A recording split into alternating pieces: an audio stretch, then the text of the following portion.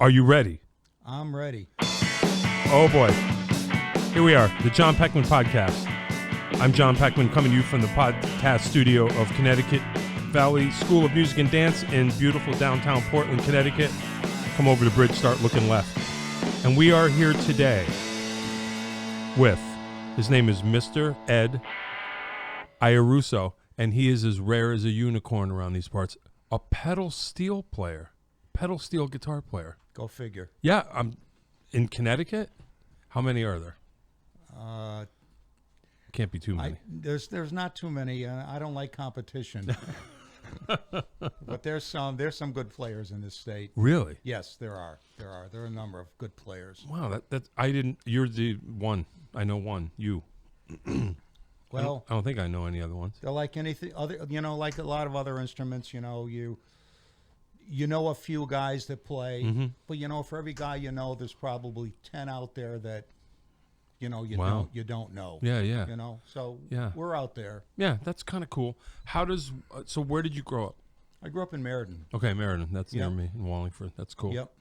All right. How do you, because this is like a slightly different world than my world, I guess. How does one become a pedal steel player? Why? Did you start on any other instrument, or how does that happen? I started playing trumpet when I was 5 years old. Whoa. Probably played until I was 14 or 15. Okay. Played with the school bands and played in a marching band for years. And I switched over to guitar probably around, I think, 5th or 6th grade. Okay. I was probably 10 or 12 then. Mm-hmm. 10, 11, 12, somewhere in there. What made you switch to guitar? The Beatles. Yeah, right. There you go. You're like, this is it for me. I don't see anybody yeah. in the Beatles playing no trumpets. Yeah. You're like, where's the trumpet player at? Yeah, it was the Beatles. And I lied my way into my first musical experience. Oh, really? Yeah, I had a couple friends of mine in school, Ron Short and Dave James, Okay. who were guitar players. And I said, I play guitar. I'd never picked one up. Right. I better learn now. Yeah, so I bought a guitar. It was a big hollow F-hole Mm-hmm. hollow body, and I put one of these pickups on that you could slide up and down. Oh, wow. And picked it up from there. And I think my first paying gig, I think I was 13, maybe 14. Oh, wow. Okay. We played for Excuse me. we played for Dave's mom at I don't know, one of these things where it's all older single people, Mm-hmm. and we did Ventures and Sure. a few Beatles tunes Nice. at the time. So yeah, that's how I. Were you like the got lead started. guitarist? No. Okay. No, You just kind of strumming. I was just trying to strum along, Okay. read the chord charts. Mm-hmm. So That's cool. And then how does pedal steel? How does that happen? well, it must have been around 67 or 68. Okay. I got into the whole country rock thing. With Poco, Okay. Pure Prairie League. Yeah. I just love the sound of the instrument. Mm-hmm. And it was funny because there was a music store in Meriden called Carl's Electronics. Okay. I don't know where. Whereabouts? Whereabouts? They were on the northern part of Colony Street. Okay. If you go up Colony Street in Meriden, Jimmy Azzolina's Music Box was on the right in downtown Meriden. Yeah. And maybe. Carl's was a little farther up, and he had an electronics store there. Mm-hmm. I mean, I'd go with my dad, and we'd buy tubes for Nice. our TV. We'd get hell a yeah. tube tester, and Yeah. we do have a tube That's tester. awesome. But he sold. Aside from that, he had an array of all kinds of guitars. He sold Vox guitars, had the teardrops and Nice. Vox amps, and Nice. he had this Showbud Maverick steel guitar. It was a beginner's guitar, and it was about $300, I think. And this is probably had to be 67, 68. And I was just intrigued with the sound, so I bought it and didn't know what to do with it. Yeah. Right. I couldn't find anybody to teach me. Didn't even know how to tune it. How different is it from a 6-string electric guitar? It's So I different. don't know thing one, so I'm interested. It's pretty different in that, most steels 10 strings. Okay. And you have 3 floor pedals. The basic guitar is 3 floor pedals, and you'll have anywhere from 2 to 5 knee levers. Wow. So, but this was a simple guitar. I think it had 3 floor pedals and a knee lever. Okay. So good place to start at least. Yeah, and I messed around with it for a number of months, but I didn't even know how to tune it. Yeah, right. And Why didn't you just go on YouTube? I mean, you know what I mean? Yeah. Like now you could, it's easy. Oh, I'm it's doing that. a totally different world now. I But know. back then, I found a guy actually who lived nearby where I grew up, where I was living with my folks, who played. And he gave me a couple lessons, showed me how to tune it to get started, gave me a few lessons, and then I was off and kind of running with it. Wow. So, so that's how I got started with That's it. interesting. So that it's a different tribe. Yeah, Is it an open tuning? no, like my basic guitar now is my Emmons double neck has a E9 tuning on the top neck. Okay. And a C6 tuning on the lower neck. The C6 tuning lends itself more to jazz playing, Okay. more minor 7th chords. You can get that stuff a lot easier. It's tuned a little bit lower. You can get real bass out of it. So as this style developed, so pedal steel players were kind of in a couple of different kinds of bands or something? Well, the guys that were back then, there were guys like Buddy Emmons and Curly Chalker who could play both necks, and were really good at it. And and like I said, each neck lent itself better to certain types of playing. Even nowadays, the pedal steel players say their C6 neck they play for their own enjoyment, but the E9th neck is the money neck. Oh, I see. So Your first one was not a double. No, it was a single E9. Did doubles tuning. exist yet? Oh yeah. Okay. Oh yeah. So there's a certain point where you're like, "Yo, I'm ready." Yeah, and then when I tired of the Showbud Maverick, and it was cheesy. Do you still have it? No. Okay. No, and I tell you the truth, I can't remember what happened to it. Yeah, right. Yeah. So I went to probably 68 maybe. Mm-hmm. Yeah, right around 68. I took a trip with a bunch of friends. We went down and I bought my first real pro guitar at Manny's. Oh, okay. So I went and bought a Showbud Professional, and then really started to dig into. Were you ready for it?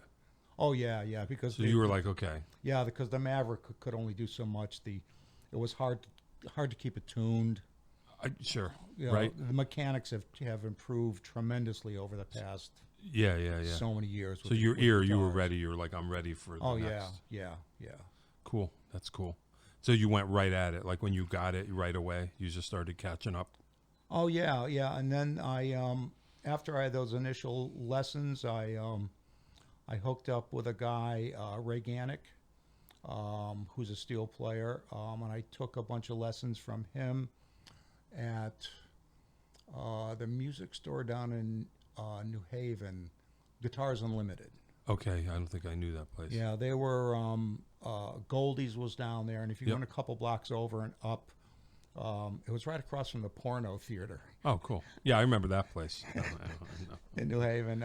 Guitars Unlimited, they had a couple floors, tons of guitars and stuff, and I took lessons from him there for quite a while. Okay. And he really got me going. And Oh, nice. So it's showing me how to, do certain things. So is this mostly country music? So you got out of rock and roll Beatle bands and into a different thing, I would imagine. Yeah, because when I was playing guitar, that's what we were doing. I was with bands, and we'd do the shows at Hubbard Park, with the first review. Did Rob DeRosa book it? Maybe he might have. You never know. He might have, but I remember back then we did a concert because he used to hold concerts at Hubbard Park Band Show, and they still do. but we were in a Battle of the Bands thing there, and we got a write-up saying, I'll never forget the first couple lines, and with a style similar to the Rolling Stones, Phylum One. Oh, hey. That was our band's name, Phylum One. Phylum One. Yeah, Yes. yeah, sure. Yeah, we're the first Phylum. So that's kind of cool. So, you know, I mean, and I played guitar up until, you know, I still played guitar even when I first started playing pedal steel. I played some guitar in bands. Do you still play guitar at all? Very little. Okay. My youngest son's now, he's into it big time. Yeah. So there was no looking back, pedal steel? No, not really. A lot of bands that needed pedal steel. How do you find your way into the? Because I just come from rock and roll world. I never played with a pedal steel player. Is there a? Well, you just I just kind of found my way into the country bands. There were a lot of them. Okay. Like. Right. That's before my time. So. One of my guitars, one of my first guitars. One of my 3 big mistakes in life was I sold. Well, 4, but coming here. That's the last one. That's right. Was selling my Strat. Oh. I had a 57 Strat Oh. that my dad bought me for $120. You can only wonder what that would be worth. It was a Sunburst Strat, and there was this country band in town with these 2 guys, the Bates brothers. Okay. And they had the guitar for sale, and my dad bought it for me. My dad had never done anything like that because that was a lot of money for him in those days. Sure. And I liked it, but I was, it was a Sunburst that had some scratches and stuff like that on it. But it was a great guitar. I'm kicking myself that I sold it in the mid '80s. But a lot of people do that because the vintage market wasn't.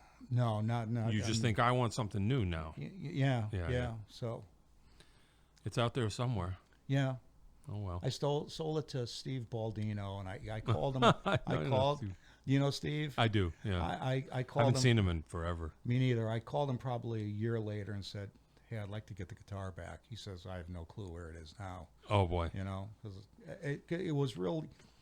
The sentimental value really hit me, later on. That my dad's not here. Yeah, sure. My dad bought me this guitar. So it's not even like get another one. It's like that was the one. Yeah. The one that got away. Yep. Well, so that's regret number 1. What's regret number 2? Let's go down the list. Where do you start? Yeah, I don't know. You said I have 3. I have 3 regrets in my life. That's one. I don't know what they are. Let's just keep it at that. All right. That's as bad as 3. That adds up to 3. Yeah, I hear you. Yeah, that happens. It happens. So, and then that's it. Pedal steel from then on. Pretty much. I from like '69 on, it was pedal steel. All the bands I was in from that time on, various country bands, country rock bands. It was pedal steel. Yeah. And all those bands back then were basically pretty much straight country bands. Although some of the bands I played with, like with Gary Burr, we did all kinds of material.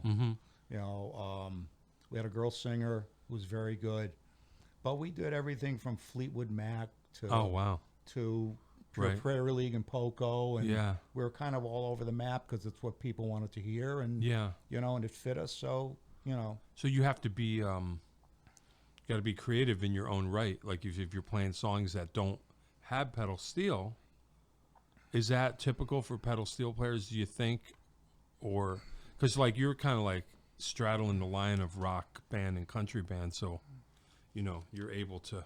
Well, I've always. The older I get and the farther along I got playing, the more I started straying from the country stuff, straight country stuff. Okay. Because I liked a lot of other stuff, and I like trying to put pedal steel to it. Oh, cool. Cool. Yeah, that's cool. I mean, and it really kind of blossomed with the Shinolas because we only do. What a third of our set is really you could call maybe country stuff. Everything else is, you got to find your way. Yeah. And, I mean, I haven't listened to country music at least on the radio, in 20 years. Oh, wow. Okay. You know, I just So you just kind of you got your own thing going. You got your own way. Yeah, I still love a lot of a lot of 80s and 90s country music. I really like. Such as, tell us some good stuff. Well, more recent stuff is like I'm a big Brad Paisley fan. Okay. But back then, let's see who else was there. Geez, I'm drawing a blank. Yeah, because right like the '90s was a country that was there was like I don't know if it was a revival, but even I was into it then. You had some good stuff. Well, I really like guys like Alan Jackson, George Strait. Yep. Jody Messina, who was a singer from somewhere up in Massachusetts. Okay. And she had some pretty good success with her first couple albums, and I just really dug her stuff. And I just kind of strayed and I listen to things like now, like, because we played with Chris Collingwood a number of years back. Okay. I'm into Fountains of Wayne. Yeah. I sit and play along with that. Oh, that's cool. I mean, it just, I dig that music, and Is it like that in the pedal steel community? I'm sure there's some guys that are still like country, and that's it. Oh, or one of my big disappointments, right? There's a lot of guys. And, I could say it 20 years ago. There are a lot of older guys. Well, I'm one of those older guys now. Right. But there was always, and still are, a number of holdouts with steel players that, if it's not Merle Haggard or Ray Price, it's not music. And they're just to me, they're just stuck in that. Right. And I've just never. That's cool. I've never been there, because there's albums like Buddy Emmons, one of the biggest pedal steel influences of all time. He's got a number of albums out that he did with I don't know, whether 10 or 11, 12-piece big band. Oh, wow. Okay. And they do. So he's pushing it even then. He's taking and this is going beyond. back 20 years now at least. And they're doing things like Honeysuckle Rose and all this big band stuff from the 40s and 50s. And there's some steel players out there who are tremendous bebop players. Oh, wow. Tremendous. Is that like a newish thing? No, guys have been playing it forever. They're on the other neck, though. They're on the... Yeah, a lot of it. Guys like Doug Jernigan. Doug Jernigan played with... I forget the fiddle player's name. He passed away a number of years ago. I wouldn't know. Big fiddle player. And they did... a ton of that stuff, and there's some country, there's some old. So it's just country. Music, just straight up. Anything that's good, that has changes, that's good. Yeah, I mean, that's what I love about the jazz stuff, is the changes. I mean, they're tough for me, but God, I love it. Why not? Right. So there's some old guys, probably not alive anymore. You're like the young dude that's messing. Yeah, and I'm almost 70. Yeah. Oh well, that's all right. Hey, that's cool though. And then you managed to I mean, not that it's all about work, but you probably managed to work more than some purist who's not going to be in a rock and roll band. Well, somewhat, but still, most of the time with my playing, through, up until probably just a few years ago, still most of the work was straight country work. Oh wow, okay. It was I've played in a number of bands since the 80s. It's been pretty much straight country stuff. Yeah. Haggard and some of the chick country singers. So was the Shinolas, that was when you kind of got back to your rock roots in a way? Kind of busted out of the country? For the most part, yeah. Yeah. There was a little bit here and there with certain bands that would throw in a tune here or there. But for the most part, all those bands were straight country. That's what the clubs wanted, and that's what the bands wanted to do. Sure. But you guys, the Shinolas, in case anybody doesn't know, so we had Jim Chapdelaine on a few weeks ago. He's a guitar player. And you and he and Lauren Entruss, who we're going to have next week, is the drummer. Then there's the bass player, Paul Kachansky. You guys made a band. Yep. That was almost an anything goes band. Pretty much. more or less, on Yep. roots oriented, meaning Yeah. like you're not going to bust into hip hop necessarily, but Yeah. but that's cool. So who did you know? Because I didn't know. I knew Jim. I didn't know any of you other guys. Where's the connection? Did Jim know you? You all knew each other. No, I knew Jim. I talked to Jim once on the phone. Oh wow, Back around 1995 or 96. sure. I got let go. I was a manufacturing engineer at Pratt and Whitney, Okay, and I got let go. okay, And I said to my wife, I said, well, you know what? I'm going to start really pushing my steel playing and see if I can find some work. sure. So I started getting phone numbers, and I called his studio Yeah, to talk to him. And yeah. say, Noise R Us or whatever it was back in the Yeah. day. Yeah. yeah. And, you know, it was a polite no thank you. Oh wow. F but- that guy. Yeah. We don't need What him. does he know? Yeah, yeah. So, but what it was Lauren contacted me. Okay, so you knew him. I didn't know him. Oh, okay. He Okay, contacted me out of the blue Okay. and told me a little bit about himself. And he says, well, yeah, I play some country music. And he, you know, I think he's living in Glastonbury at the Okay. time, you know. And I said, wow, you know, well, I've been playing in country bands all my life. and Right.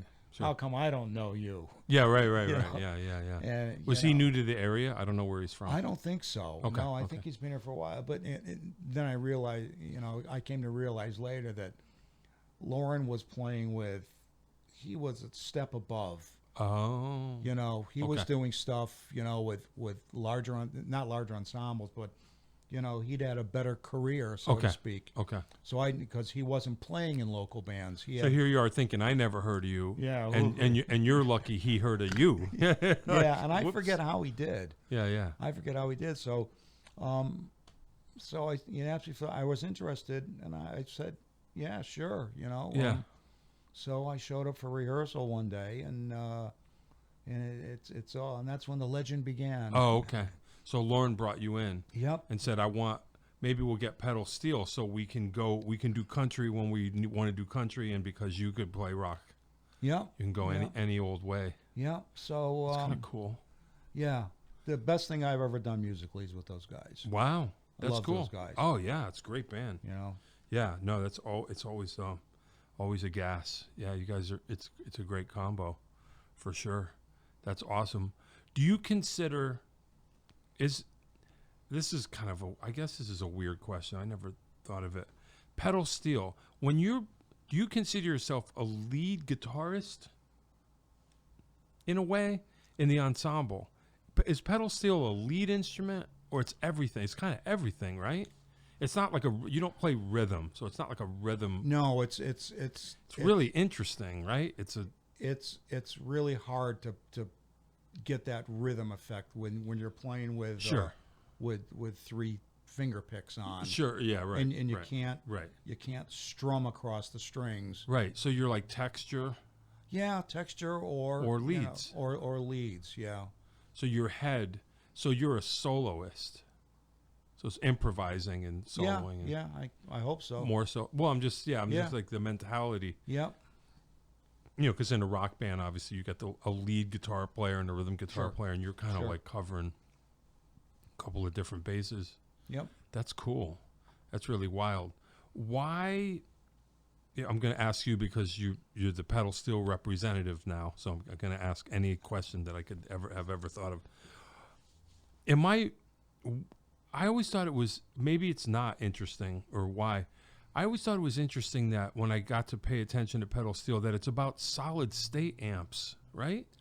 Pretty much. Instead of tube amps. Yep. Has that always been the thing? And why? Well, it hasn't always been the thing. There's still guys. I mean, my first steel amp, if you will, was I had a Fender Twin Okay.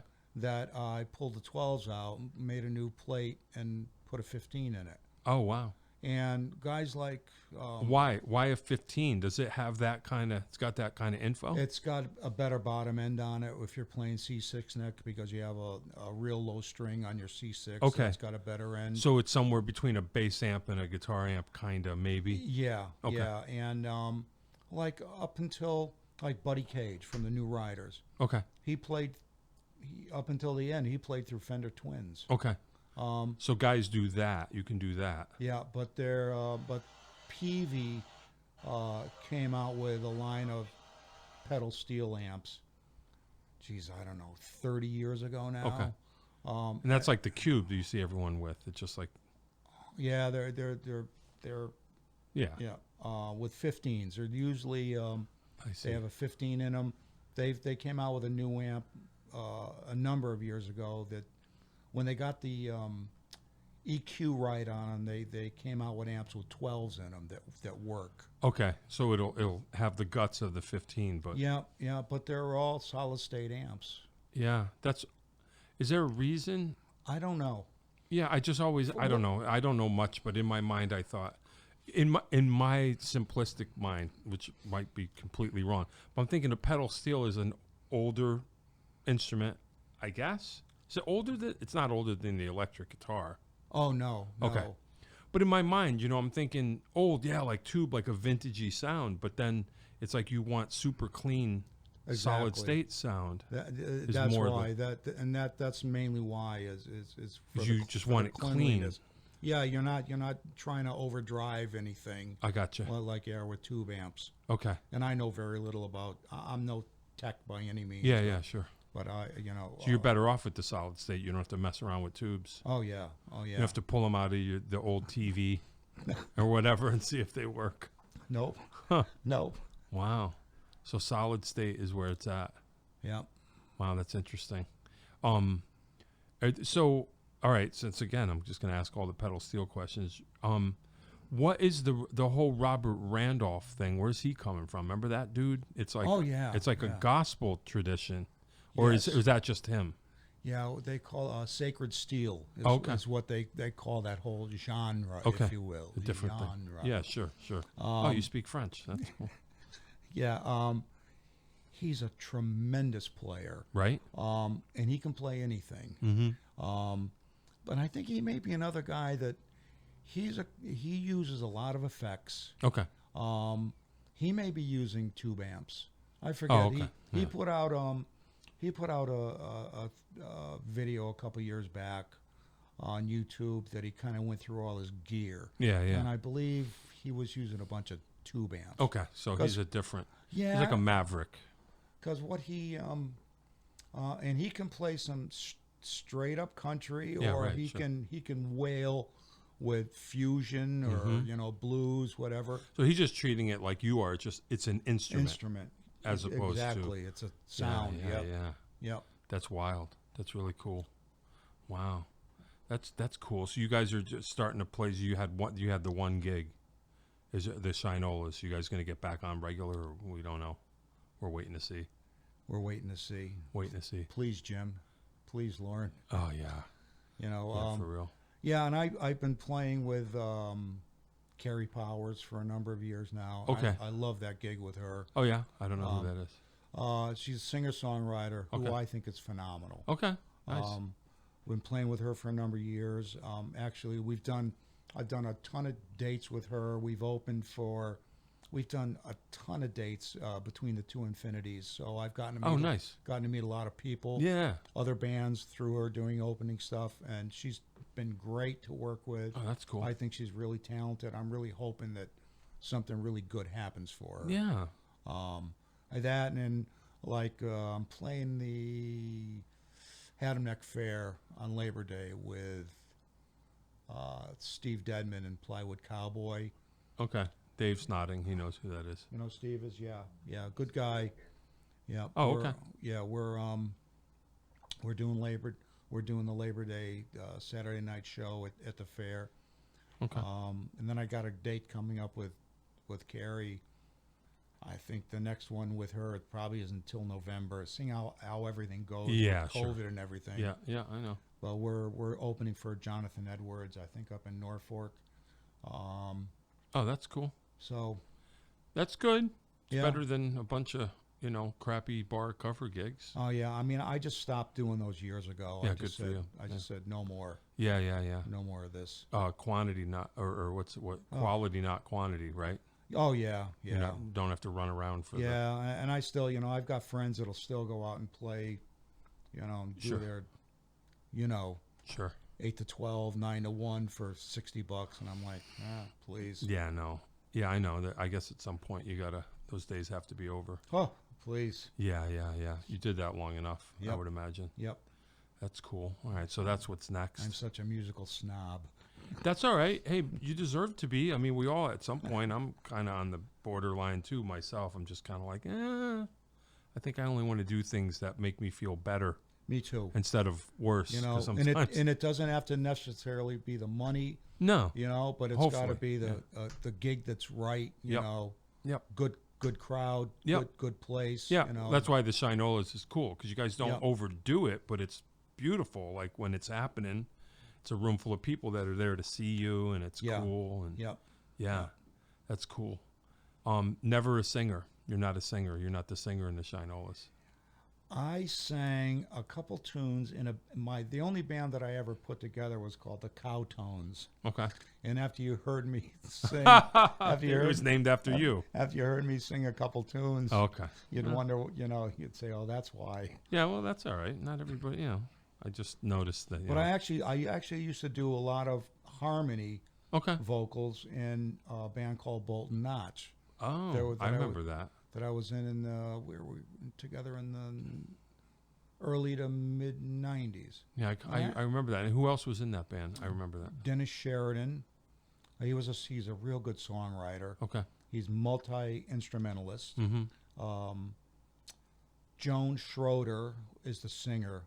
Okay. And she's got a sweet voice.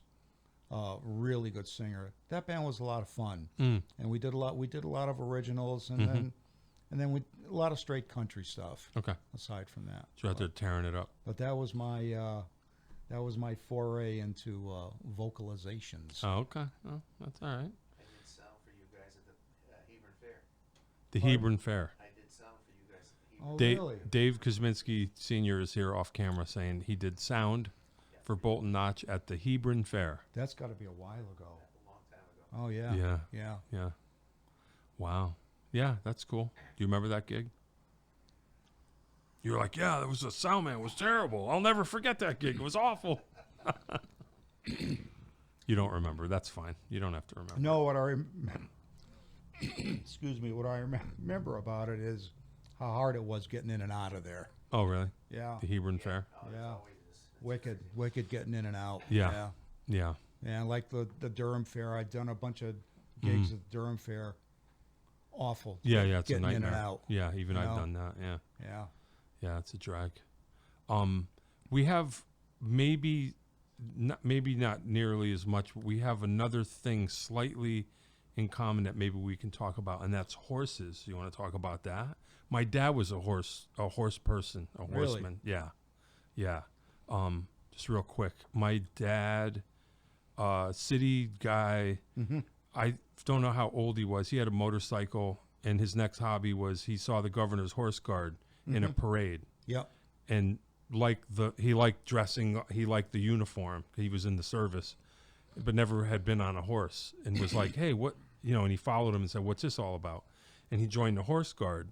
And Really? yeah, for, decades. And the governor's horse guard. he was Really? second company when they Okay. were up in Bethany, and then they moved to Newtown. Yep. But apparently, I don't know enough, but he had never been on a horse in his life, but within two years he was first sergeant, and people who rode horses their whole life said he had a knack, like he was really good at it. I don't know how that happens, but from that point on, I think I was probably just started in high school when he did that. So I grew up around horses for that period of time, going to the stables every weekend, and they would go to this was kind of cool. They would ride from Bethany to camp, whatever governor it is now. Now it would be in Niantic. Yeah. And they would ride for 2 days. Yeah. Huh. And I would work KP. Like I would work in the kitchen with the cook. We would get to camp and then have a mess hall. But Really? we would prepare meals on the road. When they're on the road for 2 days, we would go get up serve them breakfast. Yeah. And then hurry and rush to where they were going to get lunch and set up for hours. They Yeah. would eat lunch, and we did that for 2 days. So anyway, I was around horses enough, but not as much as you, I would imagine. You want to talk about what that's all about? Well, I was a terrible rider, by the way. I never could get the hang of it.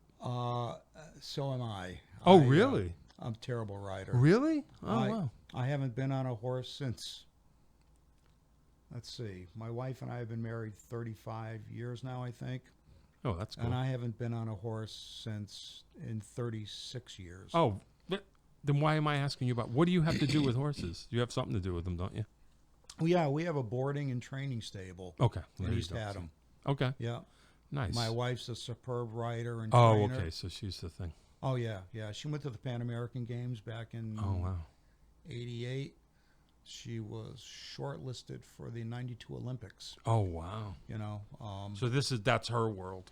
Oh, yeah. Okay. Yeah. So, but yeah, we have this farm. We have 30 stalls. We Wow. have pastures and everything. And Mm-hmm. we board horses. She trains them.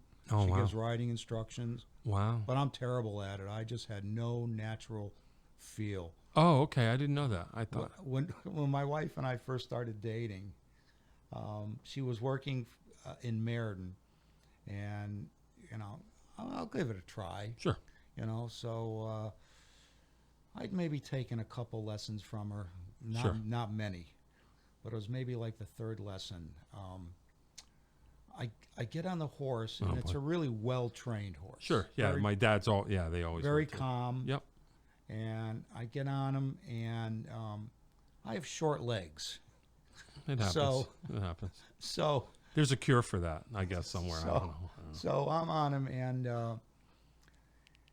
I'm just trotting along or whatever it Sure. was, and I think it was my left foot slipped out of the stirrup. Uh-oh. So I kind of try to bend over to get my left foot back in the stirrup, Mm-hmm. and then my right foot slips out. Oof. So I kind of close my legs real quick, and that's the worst thing you can Yeah, do. because that means let's go. So the horse bucks. Yeah. I went up in the air off of him, and I came down and managed to just get my hands under me. Ooh. And I'm on the ground cursing the horse, Right. Sure. And my girlfriend at the Sure. time, my wife says, "Are you okay? You okay?" I said, "Yeah, and this so-and-so horse." And Yeah. Yeah. so she says to me, "Well, that wasn't the horse's fault. That was your fault." Right. Right. Yeah. Yeah. I said, Oh, "Well, I know. if this relationship's going to continue, Yeah. Yeah. then my riding lessons aren't." Yeah. I So, know. I hear you. I'm just, but actually, both my sons have natural ability. They're both great Oh, riders. cool. That's cool. Yep. Yep. Yeah, apparently my dad did. I didn't have any natural ability, but I guess some people do. I guess. I don't know. Yeah. I could never. I was mediocre. I couldn't get it. Yeah. Yeah. Yeah, well, horses, well, you must know. I mean, their behavior, they're interesting and kind of funny. And that's what they'll do. They'll play dumb if they think, oh, this guy doesn't know how to ride. Oh, They'll they just go, know. what, you told me to do that. They know. Yeah. I mean, and so, like with the business now, I handle them very little because they get over on me. Oh, yeah. Oh, They, yeah. they get over. They know Sure. right away. Oh, sure. Yeah. So- yeah, this clown does. Yeah, I was the same way. They would roll me right over. So I'm fixing fences, Mm-hmm. riding a tractor. Trying to stay out of the way. That kind of stuff. Well, So, that's all right. That's Yeah. okay. I mean, at least you're around them. That's cool. That's something. Well, it's been our livelihood for all these years. So. Wow, that's really cool. Yeah, I miss him. I haven't been, ever since I don't remember when my dad, but at a certain point he quit. Yeah. When he got older, and that was it. I was never around horses again. I occasionally miss it. I'm just like, oh yeah, it would be fun to be around. I went out with a girl that had horses too, so it was happening for a while, but not. And the horses all have different personalities. Oh yeah, they're real. Big time. Yo, yeah, Yeah. yeah. I find that to be true. Some are wicked friendly, and some will, take a bite out of you any chance they get. So, Yeah, yep, Yep, that'll happen. Let's I'm just gonna get some info because this is the info I want. So give me I want to get more into the pedal steel music. Sure. Give me a short list or a long list. Give me something that I should be listening to kind of get started, because I know things along the way, but like how should I get into this? Well, I think a seminal recording that I love to this day, and to me it's my favorite live album of all time, is On the Night by Dire Straits. Okay. Paul Franklin, who's my favorite steel player of all time. Okay. His playing on that, he plays pedal steel. Mm-hmm. He plays his pedabro, which is a cross between a dobro and a pedal steel. Oh, it's wow. basically a dobro with Pedals. with pedals. That's crazy. And he has another thing called the box. Mm-hmm. And because his dad's a builder, his dad builds Franklin steel guitars. Oh. But his playing on that, and if you know the album, all the songs are different on it. Okay. And he kills on all of them. Oh, really? Yeah. Because, Okay. a lot of that album, the only thing that's really kind of country on it is Walk of Life. Yeah, right. Right. And that's like his solo on that is just mind-bending. I mean, steel players refer to that all the time. Oh, wow. Okay. Yeah. I'll check that out. So that and that's a good inspiration for you because, like you say, he's not a country player per se in this setting.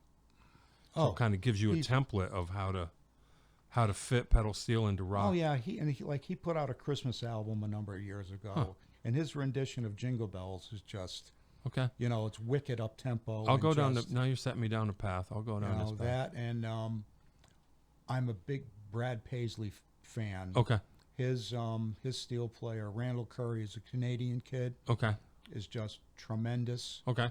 And because I like the guys that play outside. Yeah. The straight country stuff. You've been there, done that, kind of. Yeah. Wish I could do it better, but I like the stuff that's kind of on the outside. And I'm a big Paisley fan, and I don't know that should be. Paisley's got so many albums out, and one thing I admire about him is. Does he always have the same player? Yeah, one thing that I loved about Paisley was his first two albums, he used studio guys. Okay. And from third album on, I don't know how many he's got now. Yeah. He basically used his band. Yeah. For that's everything. Cool. That's cool. And they're all tremendous players. Yeah. Them. Who else? I'll check that out.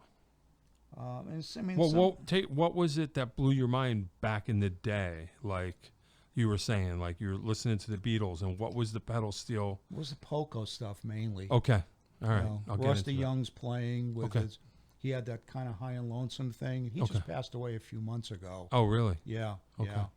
Yeah. All right. I saw him a bunch of times. Love those guys. Okay. So Poco. All right. Yep. Get into it. Some of the new Rider stuff. Some of it. Okay. That's older stuff, but newer stuff. What about is it the old is the Graham Parsons thing, the Burrito Brothers? Is that in here or is that different? Oh no, that's in there. I just I like it, but it's just I don't gravitate towards it. I've got all the recordings. Listen to them from time to time. But like the Paisley stuff and On the Night. I'm always putting those CDs in and trying to learn. I'll check that out. I'll check those out. Yeah, that's good. That's cool. All right. Well, that could be the answer to the questions that are coming as we kind of get close to, I guess, wrapping it up. Is Desert Island album would probably be that. Oh yeah, for sure. You On think? the Night, one of the Paisley albums, and that Jody Messina. I'll check that out. I love her album. Okay. And I don't know whatever happened to her. I think she had some bad times. I remember the name.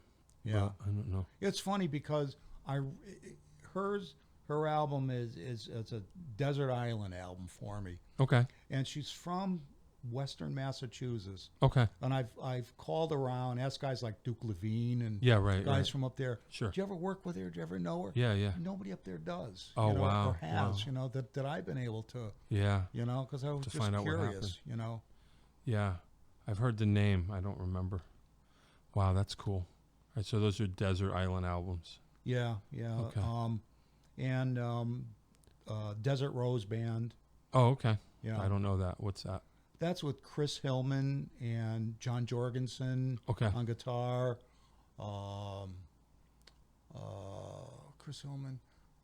I forget the other guitar player. I love those guys. Yeah. They were real big in the '80s.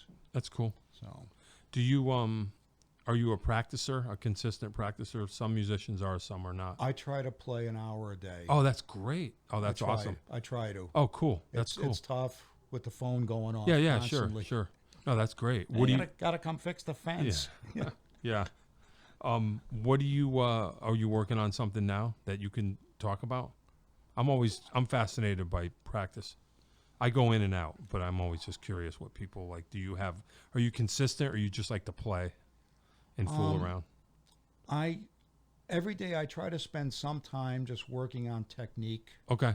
and I'll spend some time trying to learn something new, and I'll spend some time that, okay, I know how to play this. I can, Yep. you know, it's enjoyable. It's, Yep. you know, take the edge off. Yep. You know, but yeah, I try to play for an hour every day. Oh, that's great. A little more if I have it. That's cool. That's awesome. It's tough because I'm fighting my younger son now for time. Yeah, right. He's, He's telling you to turn it down. Turn it down. oh no, my youngest son picked up my my telly a couple years ago now, I guess. You know, can you show me? I said, Nick, I'm no teacher, but you know, I'll show you this, show you that. Sure. He got into the guitar thing big time, and Oh, wow. we got him I bought him a Les Paul and an amp for his high school graduation, and You next won't thing put I it know- down. No. Well, he put down the Les Paul and the amp, and like 2 months ago, we bought a Flying V and Oh, boy. Here we go. a Marshall. Yeah, right. So, Oh, that's cool. oh Trying to yeah. be Randy Rhoads or something. Yeah. Oh yeah, he loves that. He's big into Metallica. Yeah, and yeah, those yeah. guys. That's cool. Yep. Oh, Yep. that's interesting. All right, well, that's cool. Consistent practicer. That's a cool thing. Yeah, I'm always curious. And then the wacky food question. You know, is there any food that you eat and you just go, I'd be all right with this every day? Is there something that you could eat every day? If there were no consequences. You know what I mean? Like if we were perfect beings and we could just eat without shrimp scampi. Oh, shrimp scampi. Dave Kosminski likes shrimp scampi. Well, I don't know what shrimp. What is it? What's scampi? What does that mean? I don't know what shrimp scampi is. That's funny. It's shrimp with linguine or a spaghetti Okay. with olive oil and some herbs. Oh, I see. Okay, so it's not like a red sauce. It's like No, It's like no. yeah. I got you. Yeah, yeah. Shrimp scampi. All right. Who makes the best shrimp scampi? Me. Oh, hey. There you go. All right. Yeah. All right. Easy to make. It's easy. Okay, so you go and get your fresh shrimp spot or whatever. Yep. Get And the do it up. shrimp, Wow. Def- Shrimp scampi. I've def- never had it. defrost it. Yep. Oh, Cool. Shrimp scampi. All right. That could, I mean, if there's anything you want to get into, I mean, we're looking pretty good.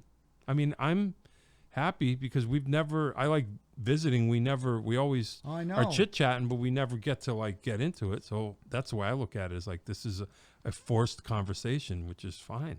We get to know. I've learned things I didn't know.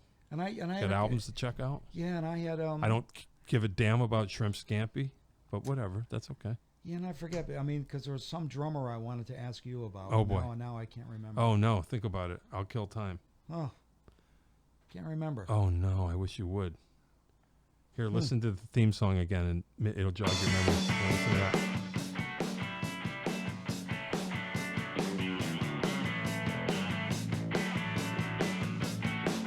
Did you think of it? No, but I was just gonna say there's or who are some of your favorite drummers? Oh man. I have the well. Okay, so first of all, let the record show in this day in history, Charlie Watts died today. Oh yes, that's what I meant to bring up. Yeah, Yes, yeah. R.I.P. Charlie. Yeah. Yeah, R.I.P. Charlie. It's a sad day. Charlie Watts. Yep. Yeah, that was kind of a drag to wake up today Yep. and see that this point in history, Charlie Watts died. It's weird. Yeah, it's funny. The Stones are always a mystery to me. I would say offhand, I'm not a Stones fan because I'm like, I love the Beatles, I love Led Zeppelin, I love The Who, and then the Stones are somewhere in there. But if I really think about it song per song, I love a lot of Stones songs, and I go, so then you're a fan. Well, But it's like when I was younger, it was like camps. And I felt like I wasn't in the Stones camp, even though in reality, I kind of am, I guess, because song by song, I remember they had an album called 40 Licks. It was just like 40 of their hits. And I realized I like every one of these songs. Mm-hmm. And I'm like, well, then you must be a Stones fan. well, So, I mean, I was always in the Beatles camp. okay. And, Yeah, me too. and I had every Beatles album. Sure. Up until somewhere around Ram when some sure. of the Yep. solo stuff. Mm-hmm. I never owned a single Stones album. Yeah, me neither. Never a one. Yeah, me neither. You know, yeah. it just wasn't my cup of tea. Yeah, me neither for some reason, but yet still. But it is sad that Charlie Watts is dead yeah. because, there's so many people the world over. It's Yep. definitely the end of an era, no doubt. Oh yeah. And I think, for whatever it's worth, I think Charlie Watts, it's beautiful because he's kind of like, has his own voice. Like, he's not trying to fit drum things into. He created a style of his own with that hi-hat thing, and he plays to that band. And they kind of created a beautiful one-off thing that belongs only to them, and he's part of it. Yeah, see, and that's what with the drumming thing. I've heard that about him and Bill Wyman. That, Yeah. Best rhythm section ever.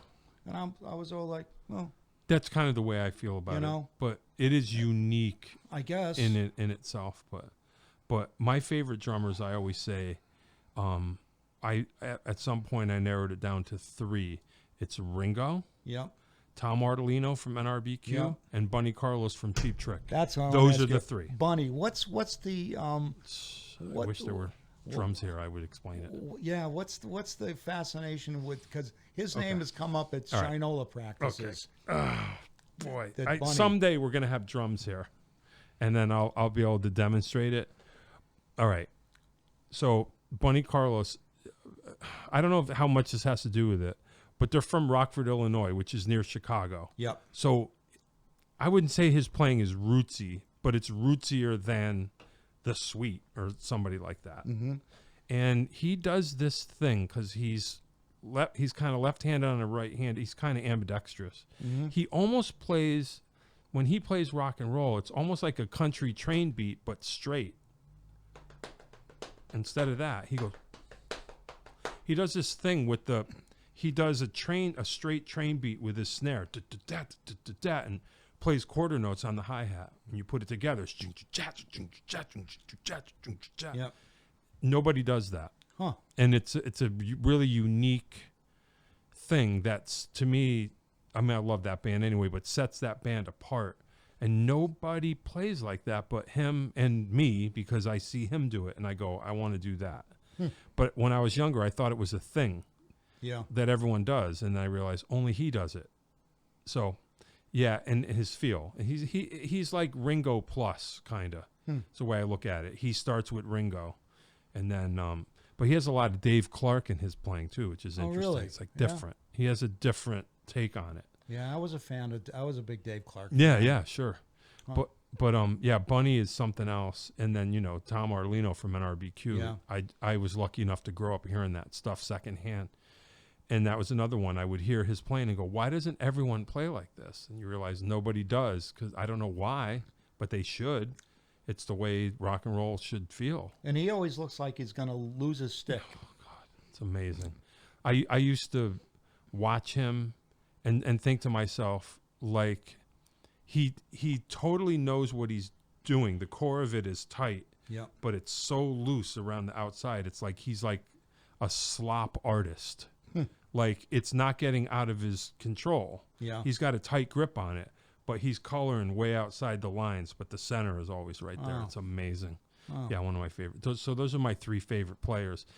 You know, it's kind of weird. I like a lot of other things, but like obviously when I say this, I'm not a jazz guy, really. Yeah. I love a lot of funk drummers. I love reggae drumming. But those 3, that's my thing. You know, I'm not really like a heavy fusion player or anything like that. It's just not really my thing. Like with I some love a lot of stuff. with some of those bands the country ones that I told you about, like with Paisley and Yeah. with like with that Dire Straits. Yep. On the Night, the drumming, especially on the Night. I'll have to listen to it. that's I don't know that phenomenal. album. I'll have to. Do you know who the drummer is? I'll get into it. I get confused. There's I wouldn't know. It's either Chris Whitten. Okay. Chris Whitten. Who was the original Dire Straits dude? I forget his name. All right. But it's Chris Whitten who's happens to be on that live album. I'm going to very casually Google it while we're sitting here, so we don't have to wonder, and then we can get on up. Yeah, out of because here. there's Chris Whitten and there's Chris White, and I think Chris White is the sax player. Chris Whitten is the drummer.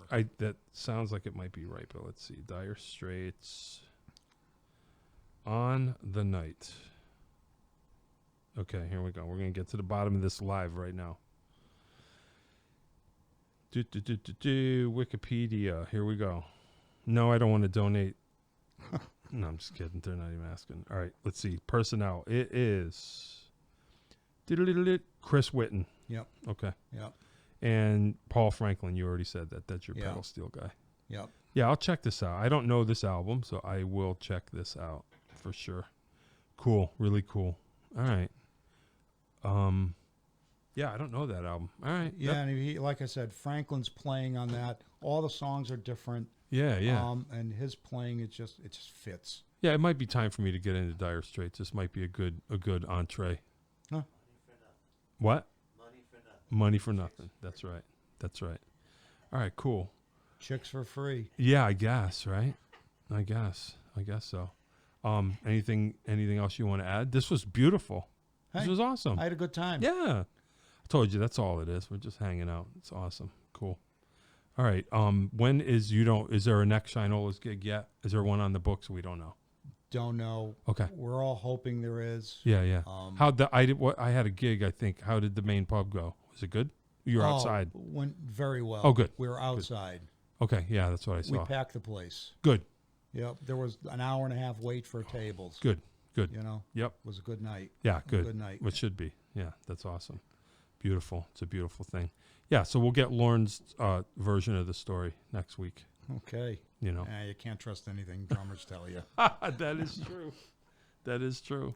All right. Oh, by the way, can I put in a plug? Yeah, sure. Lauren's recording is phenomenal. Okay. All right. We're going to talk about that. I haven't heard it, so Excellent. yeah, I wouldn't be surprised. Excellent. Yeah, Surprised me with the breadth of his Oh, cool. stuff. I saw him. I told you. That's whatever. I mean, I guess my opinion matters because I'm here in front of a microphone. But I saw him. I had not seen him with Christine yet, and I saw them. I saw Christine Ullman and Rebel Montez and her band play with Lorna on drums, and it was beautiful. Yeah. I was like, I mean, nothing against Larry. I haven't seen Christine in years, in Yeah. a long time.